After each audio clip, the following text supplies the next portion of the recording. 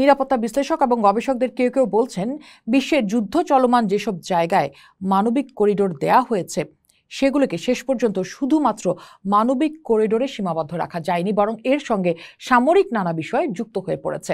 যেমনটা মিয়ানমার বিষয়ক গবেষক আলতাফ পারভেজ বিবিসিকে এক সাক্ষাৎকারে বলেছেন, এসব সিদ্ধান্ত কোথায় হচ্ছে, শর্ত কি হবে কেউ জানে না।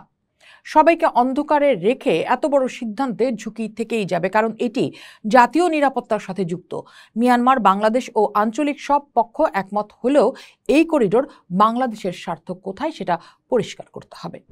মিয়ানমারের সিতওয়েতে বাংলাদেশ মিশনের সাবেক প্রধান মেজর অবসরপ্রাপ্ত এমদাদুল ইসলাম বিবিসিকে জানিয়েছেন, মিয়ানমার ও বাংলাদেশ সংলগ্ন ওই এলাকায় ভারত ও চীন সহ অনেকগুলো শক্তি সক্রিয়।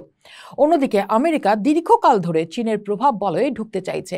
এমন বাস্তবতায় বাংলাদেশে মানবিক করিডোর হলে এবং সেখানে কোনো পক্ষ থেকে আঘাত এলে সামরিক ঝুঁকি তৈরি হবে।